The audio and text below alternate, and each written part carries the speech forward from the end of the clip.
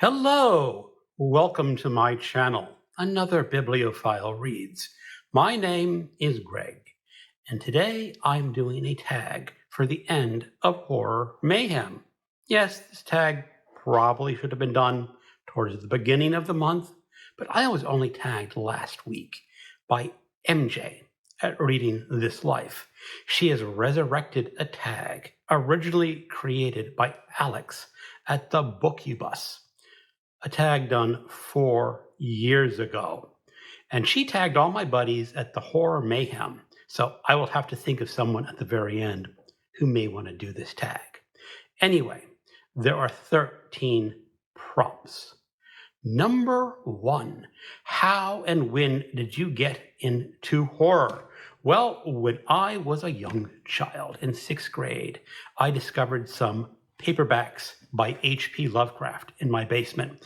They probably belonged to my older brother or my father, and they looked something like this. These are not the original editions.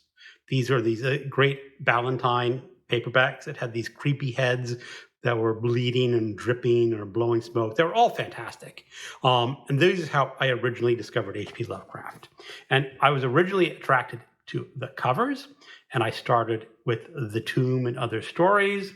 And I've been hooked on Lovecraft ever since then.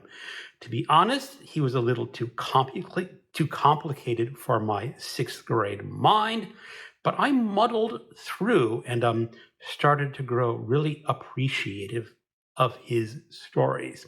I later learned what a horrible racist he was, but I understand he was a product of his times and pretty bad, but I still love his short stories, and that's really what got me into reading horror, is those Lovecraft stories. Prompt number 2. What was the first horror book you read? Well, if you discount the Lovecraft books, I'm guessing that my first real horror novel I read was Frankenstein by Mary Shelley. Again, this is not my original edition from 6th grade. That book is long gone. It was probably even an edited version of Frankenstein, made for younger readers, because I pulled it out of my elementary school library. And yes, back in those days, 6th grade was considered elementary school. I don't know what it's considered nowadays. But this was probably the first horror book that I ever read. Again, I was probably just a little too young to fully grasp the greatness of this book back then. Prompt number 3. What horror-related goodness can we expect from your channel? Stay tuned. If all goes well, there will be an announcement this coming Sunday, and it involves horror from the 70s with a bunch of other people joining me. So that should be great fun.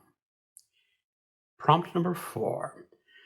Do you have any favorite themes or subgenre within horror? I kind of do.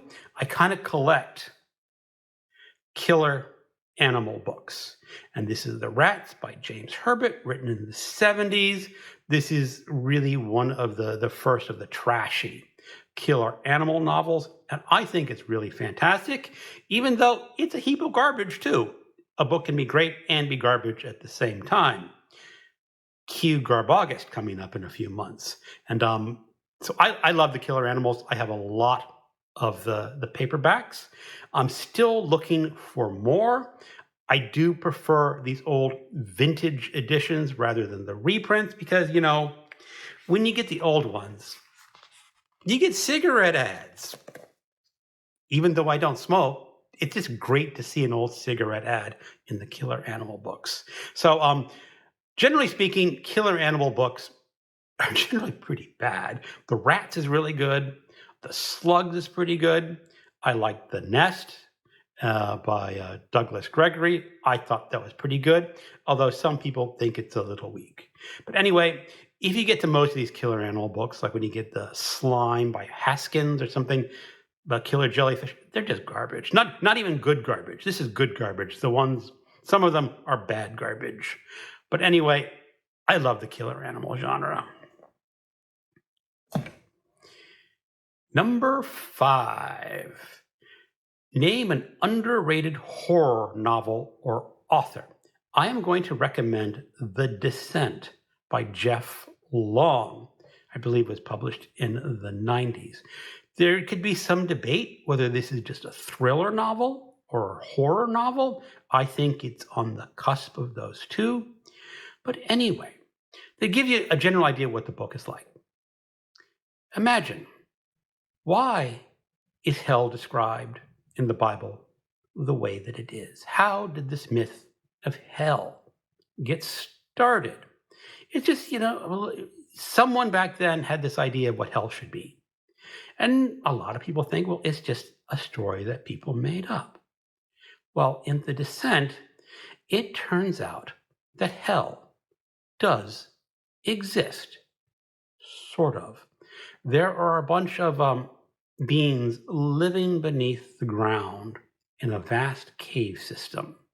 They're sort of human, sort of not human, and they have a vast underground city that is the basis for our myths of hell.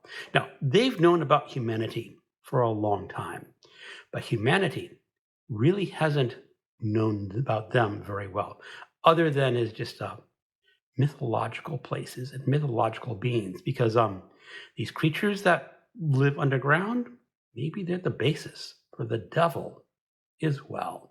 So it's a great story. A lot of it is set in an underground cave system with explorers going deeper and deeper underground. And I think it is a novel that more people should be familiar with. I recently saw a video from another channel. He was reviewing 5 great books set underground. And this book was mentioned. And I agree with him. It is a book more people should know about. Prompt number 6. Name an overrated horror novel or author. About a year ago, I saw 2 BookTube channels, and they were raving about this new horror book. And they were raving about Tell Me I'm Worthless by Alison Rumfeld. And I decided, I'll give this book a shot. And essentially, it is the story of a trans woman and a haunted house. And it is absolutely, completely average. There is nothing special about this book to make it stand out in any way whatsoever. It was not a horrible read. I finished it. I guess I sort of liked it. It's okay, but it in no way stands up to the praise that a lot of people are giving this book. It just kind of fell flat. Prompt number 7. Recommend 3 of your favorite horror novels. Okay, let's go with The Relic by Douglas Preston and Lincoln Child. This was originally written as a standalone horror novel. It sort of begins in the New York Museum of Natural History, and it talks about an expedition that was made to the Amazon.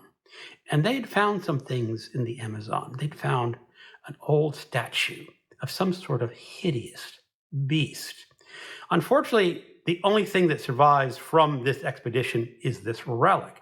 Everyone involved with it is dead. Maybe. Because it seems to be that this relic of this creature has somehow made its way into the New York Museum of Natural History. And it likes to kill people. There was a sequel called Reliquary. There was a follow-up. And both of these books featured as a side character, is he an FBI agent or I think he's FBI agent and not a New York police detective. And he's investigating these murders. He eventually gets his whole series. That's Agent Pendergast. And he gets a whole lot of books. And the later books, as I understand it, sort of veer away from the supernatural, monstrous elements of the first 2, but not entirely. I've only read the first 2, the Relic and the Reliquary, and I believe the first of the independent Pendergast series. They're good, but the Relic is absolutely fantastic. Another one I want to recommend is Off Season by Jack Ketchum, written in the early 80s. This is the story of a New York woman who wants to rent a secluded house in Maine to get some work done. Unfortunately, off the coast of Maine is an island where some cannibals live, and they have their eyes set on this New York woman. And boy, are they hungry. And this is an absolutely gruesome novel, completely brutal. Now, this edition that I'm holding up is the original publication paperback. It was heavily edited because it was just too gruesome and violent for the publishers at the time. There is a new uncensored version that you can find on Kindle or paperback, and I do recommend the uncensored version. I have the uncensored version on Kindle. For another one I want to recommend is When Darkness Loves Us by Elizabeth Angstrom. This is the story of a 16-year-old girl, newly married. She's pregnant. Her husband owns a rather extensive piece of land out in Virginia, and she's out enjoying how much she loves her husband and life and looking forward to being a mother. And she starts exploring a family crypt. The door is open, and there's this cave system. And she starts wandering into the cave a little bit. The husband sees that door open. He goes, "Ooh, that's too dangerous for my wife." So he closes the door and locks it, unknowingly locking his pregnant wife into this tomb and this vast cave system. And she has to survive in this cave system, completely in the dark, ready to give birth in a few months. A really creepy horror story. Number 8, recommend a book for someone who is new to the horror genre. I'm going to recommend The Fisherman by John Langan. This is a real horror story. It is not one of those psychological horror stories. There are some truly cosmic horror elements to this book. But I recommend it not only for that, because the first part of the book is how to deal with grief. It starts off with a man who lost his wife tragically. She was way too young to die, and he found relief and solace in fishing. Flash forward a number of years, he's older, and he has a younger colleague at work, and he tragically lost his wife and children in an automobile accident. So he decides to introduce his colleague to fishing to ease that pain of grief. Unfortunately, they discover rumors of a fishing place nearby where, let's just say, you may be able to revive the dead. And I'll leave it at that. Number 9, are there any book to film adaptations that you particularly loved or hated? The only real horror adaptation that I truly love is Reanimator, and that was based on the short story Herbert West Reanimator. Lovecraft story is a hot mess, and the movie is just absolutely bonkers violent, kind of movie that you don't see anymore. I remember seeing that movie when I was living in Maryland, and it would not play in normal theaters because it had one of those non-ratings, and I had to go out of my way to find a theater that would play it. Back in those days, you could only see movies in movie theaters, and I think that's my favorite film adaptation. Prompt number 10. How do you discover new or new to you horror books? Mostly, I discover them through BookTube and watching other people's reviews. A couple of weeks ago, there was an independent bookstore day where you're encouraged to go to your independent bookstores where you live. And I did some research into some new horror books because I wanted new books for horror mayhem. So I did a lot of research online looking up some potentially new books, but mostly it's BookTube. Number 11.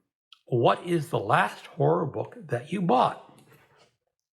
On Independent Bookstore Day, I bought The Fervor by Alma Katsu. This was not on my list of books to look for.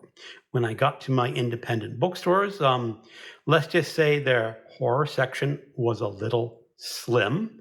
I had read a previous book by this woman, The Hunger, and I liked The Hunger well enough that I picked this up. And I'll briefly read the back. 1944.